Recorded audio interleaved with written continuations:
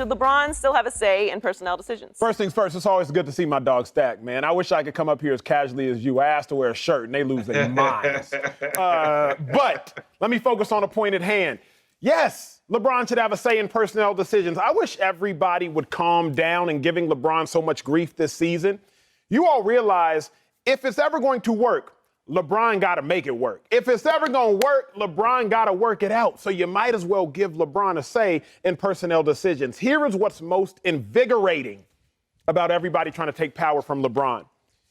9 out of 10 years, LeBron James made it work to go to the NBA Finals. His say in personnel decisions. LeBron's say in personnel decisions took him to the NBA Finals 4 times with the Miami Heat, and he won 2 championships. LeBron having a say in personnel decisions created a roster so talented in Cleveland that a 73-win Warriors team had to go phone home for the second best player in the world, Kevin Durant, just to beat the team that LeBron James constructed in Cleveland with Kevin Love. LeBron's say in personnel decisions brought the Los Angeles Lakers a championship. So LeBron's say in personnel decisions are what has led LeBron to being one of, if not the greatest player in basketball history. I will conclude with the story I heard. Albert Einstein teaching a class, Stack. He's teaching a class, and he was doing, Stack, I got to educate on this show, Stack. I don't wear these suits for no reason, big dog.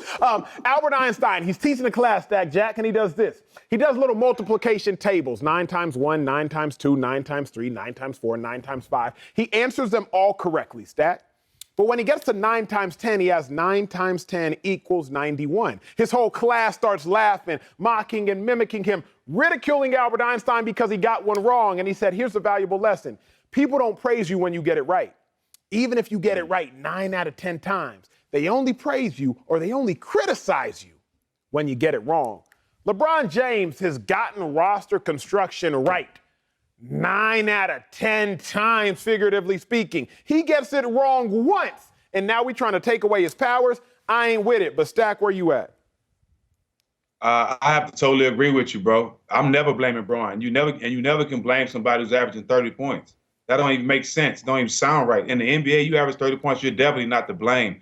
Obviously, he had a lot to say with the rosters, but each player is responsible for their own play. If you're not showing up, you're more to blame than the guy who's averaging 30 points. I put the blame on the head coach. I said he wasn't the right coach for this team from the jump.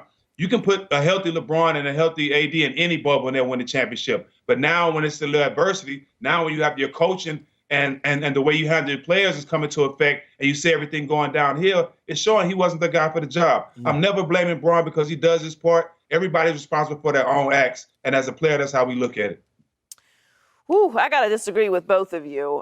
First of all, you're not going to disrespect Pat Riley like that, Emmanuel, and give LeBron James all the credit for that roster construction. Now, he does deserve credit for taking less money, for making it work with the pieces that they brought there, but Pat Riley is the architect of those big 3 teams, and he deserves a chunk of the credit for it. Now, I will give you Cleveland, because we know that LeBron only went to Cleveland because he had ultimate power, which the Miami Heat would not give to him, which is why he left for Cleveland, not the whole going home thing, no matter what you were pitched publicly. We know that's what happened. I think that it was a wild success in Cleveland. The fact that they only won 1 championship is irrelevant because that city did not have a championship with the Cavs, and he brought one there.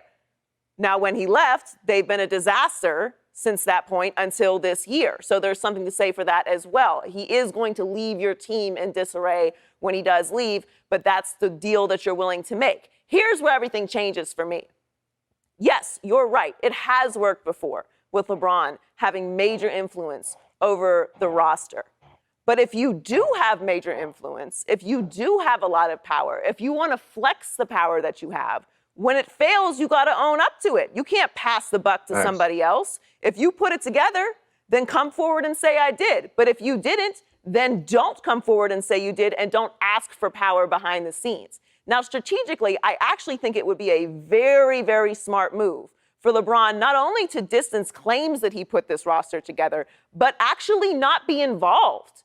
Don't be hands-on. Don't force the influence in this upcoming year with the Lakers, with the roster. Make it very public, in fact, that it's all the organization's decision. It's all Rob Pelinka's decision. Because the difference between the Heat and the Cavs is this is the Los Angeles Lakers. There's banners everywhere. There's legends everywhere. This is not a normal organization, and this is not a normal city. This is Los Angeles. There are going to be repercussions to forcing power moves with this organization if things fail for 2 years in a row.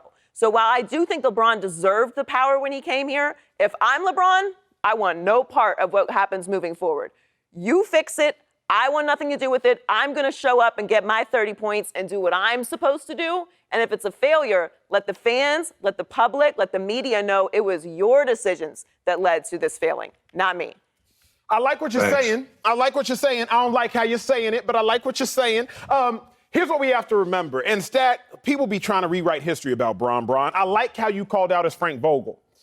From what I recall, and Joy, you were probably in American Airlines Arena because I think the Mavs play in the AAC. I think the Heat play in American Airlines Arena, if I'm not mistaken. It's FTX Arena now. Yeah, but when it was American Airlines Arena when who was the person who hit that shot? Ray Allen, I believe, in the corner against the Spurs. Who recruited Ray Allen to the Miami? So if Ray Allen wasn't on the Miami Heat, then the Miami Heat wouldn't have won the series and LeBron. Anyway, you get the point I'm making and the point I'm saying. LeBron James has forever constructed championship rosters.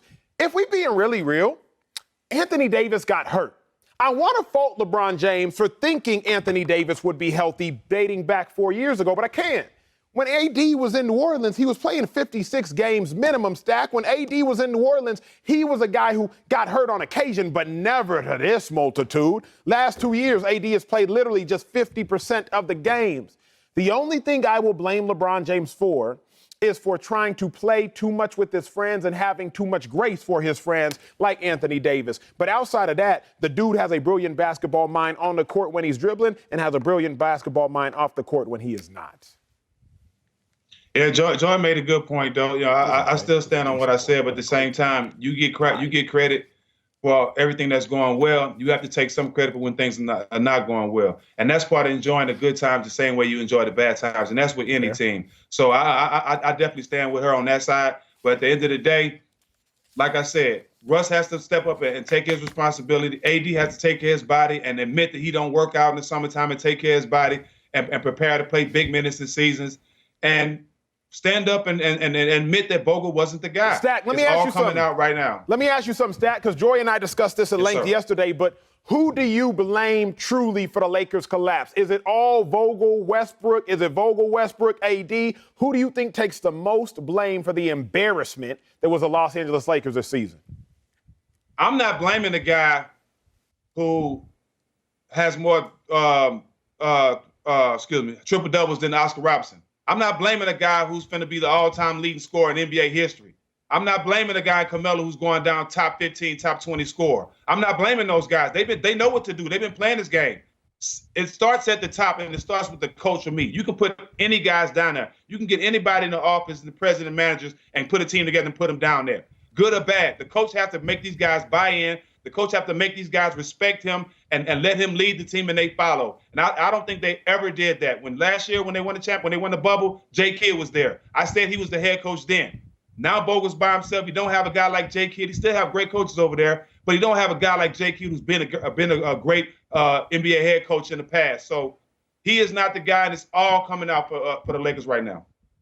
Yeah, I mean, I think everyone deserves a little bit of blame for what's happened this season. I don't think that Vogel can skate on all of the blame. But if he didn't have any say over the roster, you can't expect a chef to cook with ingredients that someone else has bought and for it to be as good as if you went shopping yourself. Like, there is something to the control that he had. We heard a real story that he had to ask permission to change his own lineup. Popovich ain't asking nobody what the lineup should be. Steve Kerr's not asking nobody who he can put in the lineup. So to me, I want to blame Vogel for some of this, and I do think he does deserve some blame for it. But if he has no control over the roster, if he has no control over the personnel, at some point, who is making the decisions? And I'm with you, Stack. And that's why I said about, if you want to have the power, you also have to take the responsibility. The problem I have with the Lakers is no one's taking responsibility. Not the ownership, not Pelinka. I mean, Vogel's just doing it because that's what coaches have to say.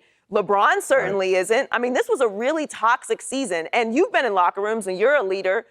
I do not feel that this Lakers team ever had a come to Jesus moment, shut it all down. We have to fix what's going on here. I don't care about your ego. I don't care about what you used to do or who you used to be. This is the LA Lakers, and we have pride, and our fans have pride, and this is history. And we're playing with banners in the ceiling and retired numbers that no one will ever touch. We can't put this product out there on the court, and if we do, we got to take responsibility for it. And it feels like this year, Vogel's going to be the only one that will suffer any of the consequences for this season. LeBron will be there. Maybe we'll see what they do with AD and Westbrook. But next year, to me, will be the real tell about how damaging this year was for LeBron and the Lakers' legacy. I know this much. It was damaging. Go Hey, ahead, Zach. Acho, All you. Just because you average 30 points doesn't mean you led your team correctly.